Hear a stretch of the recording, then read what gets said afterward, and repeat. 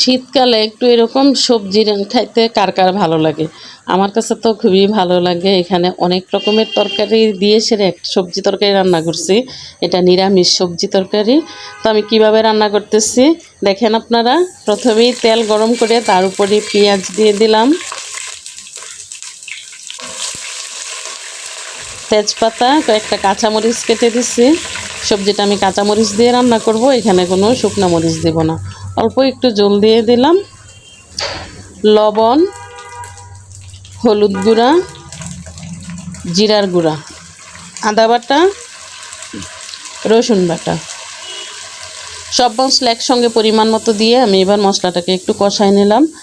মটরশুঁটি, আর এখানে অনেক রকমের শীতের সবজি, সবগুলো আমি একসঙ্গে কেটে ধুয়ে নিছি। লাউ, সিম, ফুলকপির ডাঁটা দিছি, গাজর, নতুন আলু, সব কিছু মানে শীতে যে যে সবজিগুলো পাওয়া যায় এখানে ম্যাক্সিমাম তরকারিগুলোই আমি দিছি।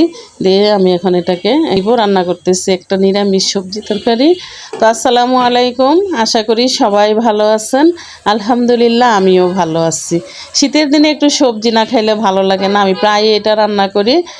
তো তরকারিটা একটু কষানো হওয়ার পরে আমি টমেটোগুলো দিয়ে ঢেকে দিলাম, তরকারিটা যেন ভালোভাবে কষানো হয়। এখন আমি গরম পানি দিয়ে জল দিয়ে দিব, পরিমাণ মতো জল দিয়ে ঢেকে দিলাম সিদ্ধ হওয়ার জন্য। সিদ্ধ হওয়ার পরে আমি সামান্য একটু চিনি দিয়ে দিচ্ছি। একটু চিনি দিলে নিরামিষ সবজিতে একটু টেস্টটা ভালো আসে। হয়ে গেলে এবার ধনিয়া পাতা উপরে ছিটিয়ে দিয়ে নামিয়ে ফেলবো। সামান্য একটু পাঁচফোড়নের গুঁড়া দিয়ে দিলাম। পাঁচফোড়নের গুঁড়াটা দিলে ফ্লেভারটা সুন্দর হয়। তো যাদের কাছে আমার এই রান্নাটা ভালো লাগছে অবশ্যই আমাকে একটা লাইক দিয়ে আমার সাথে থাকবেন। ভাত অথবা রুটি যে কোনো কিছুর সাথে এই সবজি তরকারিটা খাইতে তো খুবই ভালো লাগে। আপনাদের কাছে আমার এই সবজি রান্নাটা কেমন লাগছে আমাকে কমেন্ট করে জানাবেন। আল্লাহ হাফেজ।